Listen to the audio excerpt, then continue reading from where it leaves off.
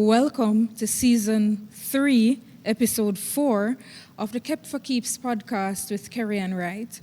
And we're continuing the series Faith Through Fire. And today I have the utmost pleasure of interviewing someone. And I know for the past 3 episodes, I was the one being interviewed. So I'm back, and I am pleased and honored to be interviewing my friend, Minister Kesha Gay Beaufort, from the Kingdom Word and Power Liberation Church, KWAP, one KWAP. Copy that. That's it. And big up to, KWAP. We are shooting at KWAP today. So, Minister Kesha. Hi. How are you today? I'm doing all right. It's trust me, it's so good to have you. Thank you for having me. So we're gonna get into the conversation, but before we get into, anything, who is Kesha Gay? Who am I? I'm a woman. Just joking. No, I think I'm passionate, I'm energetic, and when I get hooked onto something, I am fully committed to it. I'm excited about the least thing and the most thing. I love people. Yeah. That's true. And I love to serve. That is true. Yes. And I like share tell people, and I lie. All right. So tell me, Minister Kesha, when you hear the term faith through fire, what does that personally mean to you? Well, when I heard the theme, the first thing that jumped out to me was my own story. Going through situations that seemingly is not good, but understanding that on the other hand, there is victory. Okay. So for me, faith through fire represents a journey, a story that is not all good at the beginning, but the end is always good. Okay. Yes. So, looking back at your journey, Mm-hmm. we're going to get more into your journey because the Kept for Keeps podcast, the purpose of it is to share our testimonies. Yes. Because that's one of the ways that we overcome, by the words of our testimonies and by the blood of Jesus Christ. So looking back on your journey, have you ever believed that, God would, use your pain and your trauma, as a testimony? To be honest, not really, and yes. So when you're going through, there are 2 different perspectives. So when you're in it, sometimes you can't see in it. Mm-hmm. And when you're out of it, you're able to see clearly. Mm-hmm. While going through, I was not able to see everything clearly, but there was a little glitter of hope that one day I'll be able to share. But while going through, boy, yes. Okay. I know definitely sometimes, you're just in the wilderness and you're just, sometimes trying to crawl out. So sometimes you really don't see the big picture. True. And especially if somebody is in the fire with you and you look left and right and somebody are burned and you're in the fire, so it kind of look like, okay, we're all gonna die here. Or this is my portion in life. So I know in our conversations, you have spoken openly about one of the fire that you have gone through. Yes. Is, failure. Failure. Tell us about that. All right. So I said before, when you asked me who am I spoke about energetic, caring, and all of that. So failure began at an early age from primary school. I didn't call it failure. So normally when I would get my report, the teachers would say, Kesha's kind, she's caring, she tries. So for me, that was a good thing, but it was always trying. So I would help persons with their homework, whatever, and they would do well. But when it comes to me, I try. Left primary school, went to high school. For the first 3 years, it seemed as if I was doing well. 50 in my class, just doing well at high school. And then I began to fail again, miserably. I would say to persons, the only thing I could pass was Bible, because I was failing so much. Let me tell you how bad I was failing. I would help you, and you get an A, and I get a D. I would teach you how to do it, and then when I get the exam, I fail. When I did common entrance, like I went to before the day of the exam, I had gastro. The second time so I failed. So I had diarrhea, vomiting on the day of the exam. The second time I did common entrance, I fell asleep. I was sick again. I didn't get a third time, so I was placed at Waterford High School. And of course, at the time there was a stigma, so I was moved to Bridgeport High. Went to Bridgeport, and I was just blooming for the first 3 years. And then my reports began to say the same thing. She's kind, she's caring, she's helpful, she tries. By the time I reached grade 9, there was a downhill. I was doing geography, mathematics, English, everything. I'm a creative. Yes. But I couldn't pass anything. When I say I couldn't pass anything, I was doing accounts. I was very good at accounts. You name it, I was doing well. And then I was just failing. My reports had so many F's on it and E's. You would think it's a forest. There was no A, there was no B. I continued like that, and I decided to do 60. So first of all... So let me when you recognized that was happening, how did that make you feel? Well, to be honest, I accepted it, because when I was doing common entrance, the statement that was made over me is that I wanted to go to Wolmer's or St. Hugh's. I was told that I am not of that caliber. You know? So I believe that I was not enough from that time. So when I started high school, when I got into Bridgeport, I felt as if that was what I deserved, because I was already told that I'm going to pass nothing. So when I decided to do CXC, I was not recommended by my teachers. They loved me, everything, but I was not recommended for anything. So I went privately to do exams. And the first time I did 6, I did 5. And I got ungraded for all of them.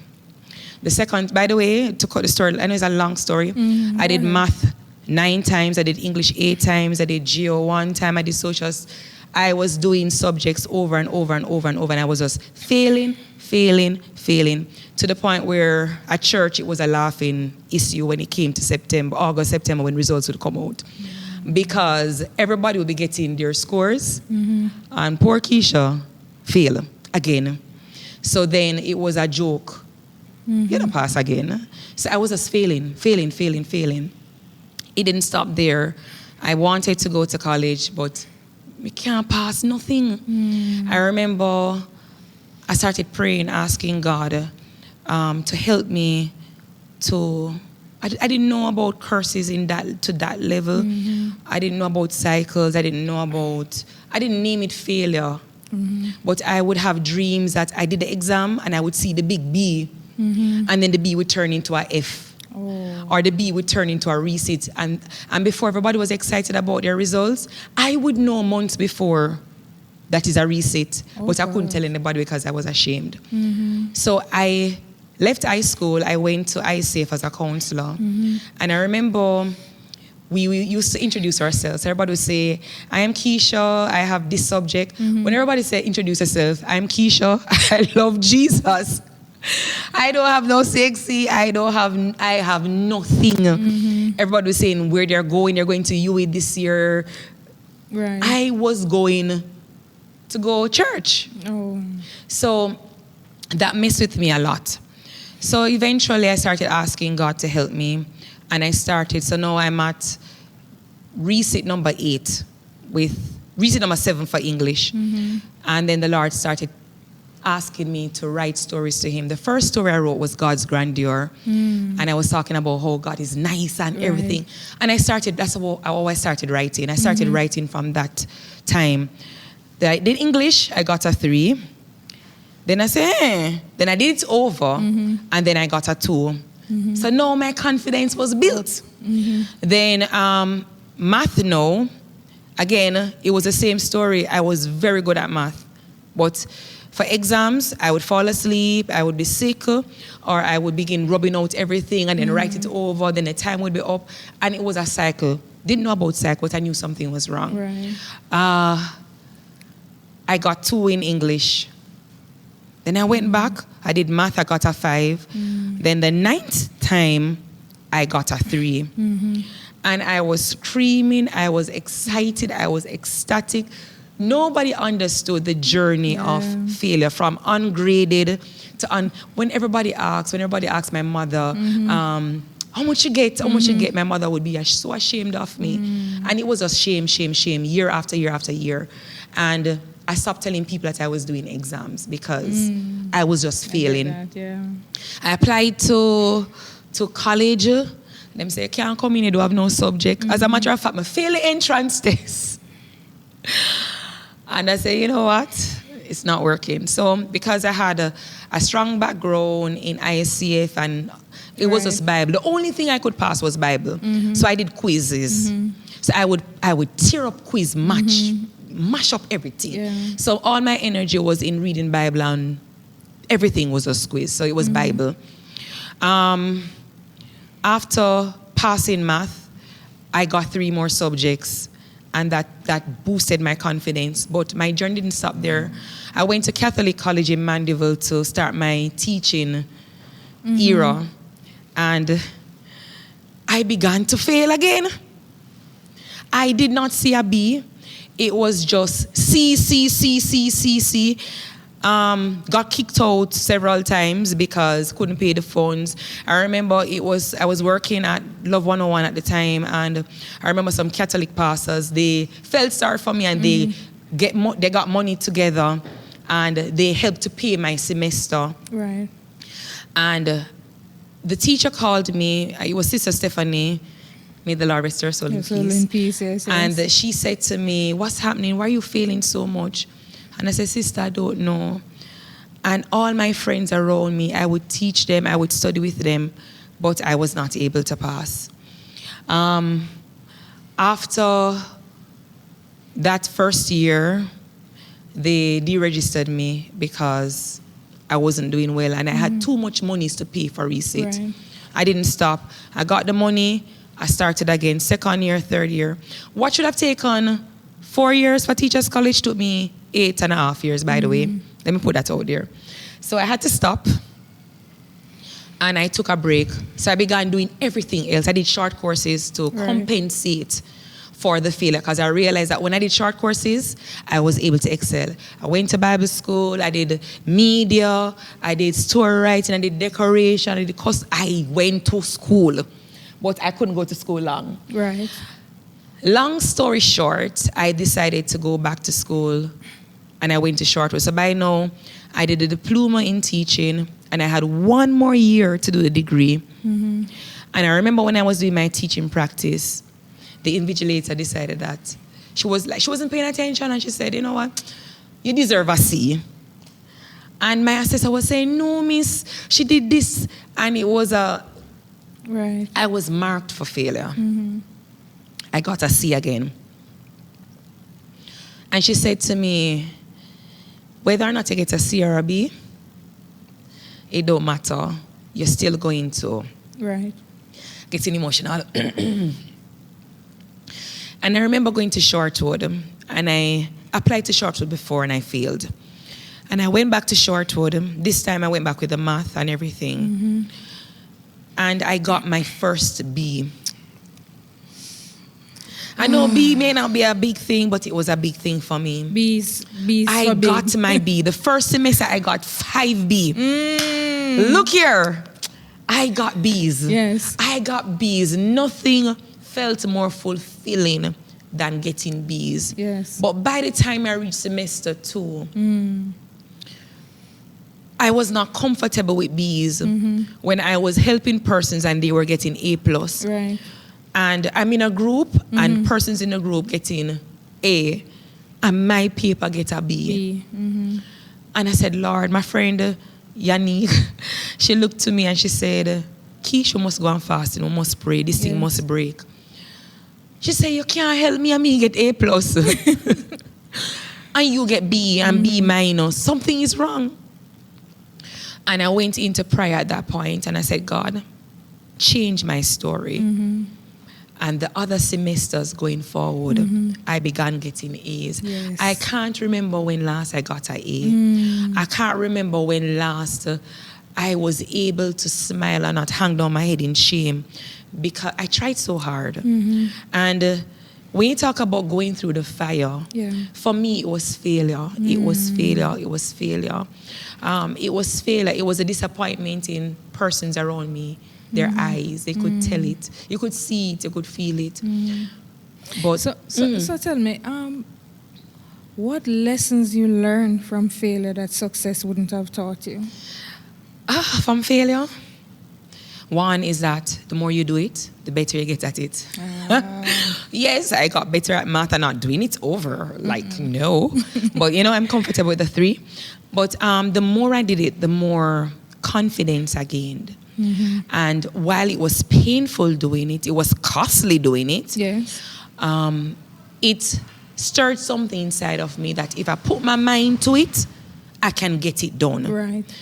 It taught me that God can teach you too.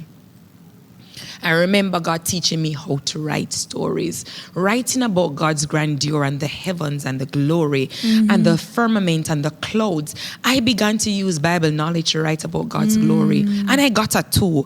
Now that 2 is a 2 that I frame, you know. I don't leave that 2 is a 2 for the books.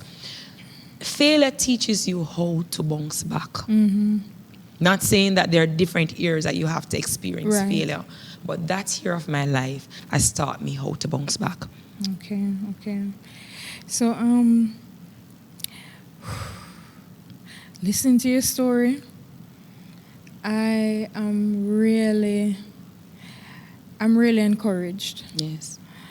Because, I mean, for you it's school, for others it's something else and so on, but you never stop trying. You never throw and just put your hands up and say, okay, that's it. Let me just give up. I felt that way though. I can tell you. I brought my resume because I wanted to encourage somebody who go ahead. may have felt like or is feeling as if, like every September, I know the pain that many persons feel. I know with PEP results coming out, I know the pain because I was there several times. I remember when I got my results for the degree, I was short 2 points. 2 from 4.0 for the honors. I got a 2nd. I want to show you how failure sometimes manifests in some subtle ways. But this time, I didn't look at it as failure. I looked at it as winning. Yes. I remember I did training and development. I want to show you the years. Yes. So I started from high school. And it was CXC 2, 3, 3, C3. So you see the C. Right. The only 2 I got was in English. And that was where God was just teaching me how to write. Master teacher. I went to Bible school. Okay. And I did the first part. And when I was supposed to do the diploma part, the same thing started happening to me again. And I began to feel, and they said, for you to pay over all these money, might as well start over the course. I did floral arrangement at UA. I passed it. I did business etiquette, I passed. I did radio production, I passed it. I did supervisor management, business administration, training, and I began doing everything. I want you to encourage somebody that although you have failed, it doesn't mean that it is the end. You can still bounce back again. Maybe start at a small course. Maybe start at something that you enjoy, but don't give up. It is not the end of the world. It may feel that way, especially with exam results coming out. You may feel like you have been locked away in a box. But I can tell you today that you're not a failure. Amidst what persons have said and the predictions of person, you're not a failure. You have purpose. Wow. So you were going to go a little more into your resume, or? So I remember, I wanted to show you, I was working at a company and I worked there for 10 years. And I moved in the company 4 times. So I started at entry level and then I moved 4 times. The last position was in IT. No, me never have no IT, no IT background. But because of that drive after so much failure, I decided I would learn, and I did learn. And I was able to manage applications. I learned applications. And Kerriann, it is just amazing that even when you're in pain, you can see God still working. Yes. And I'm a testament that in the midst of failure, in the midst of pain, and I'll say to parents too, don't pronounce curses upon your children. Oh, that is it. Don't put them in a box. If they can't do the English and the math, allow them to do the creative arts. Yes. If they're not able to do the accounting, but they're good with their hands, allow them to do the art and craft. Allow them to do the ear. Yes. Allow them to find themselves. Yes.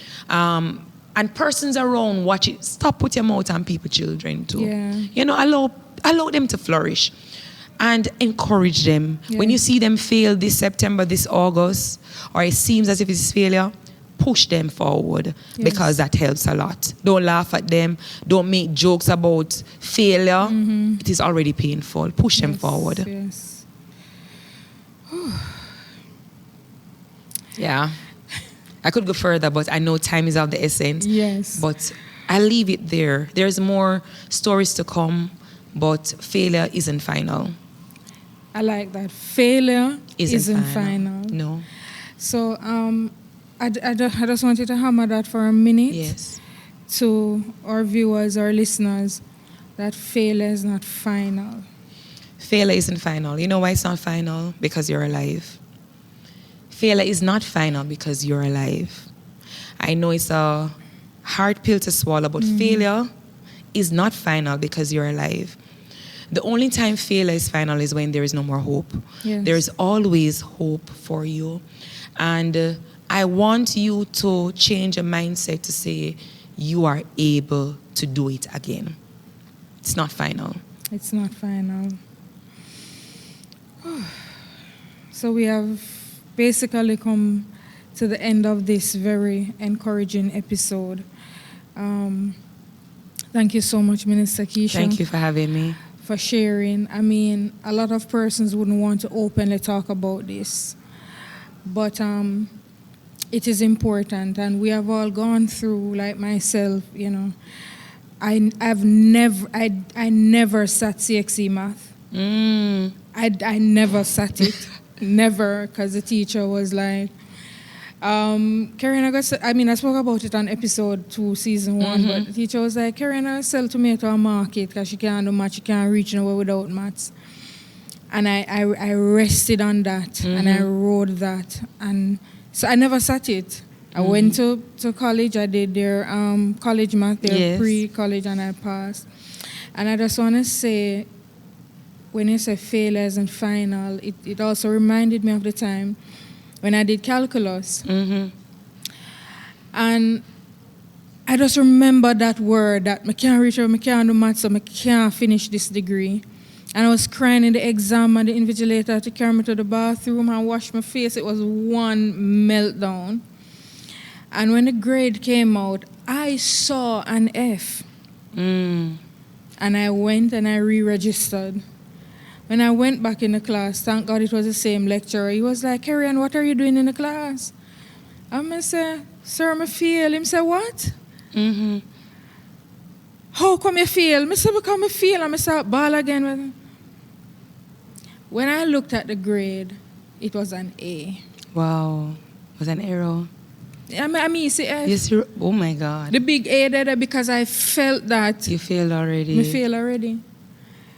So, as we wrap up, yes, failure isn't final. And if we take off the glasses, the vision that we're focusing on, that we already fail and we fail, it's not final. Not final. And you can do it again. Yes. You can do it again. So thank you so much, everybody, for viewing, for watching. Remember to subscribe, like, comment, share. Follow us on all socials at Wright Productions 876, on TikTok, Instagram, our website, wrightproductions876.net. And follow for more. And see you on the next episode. Bye. Bye.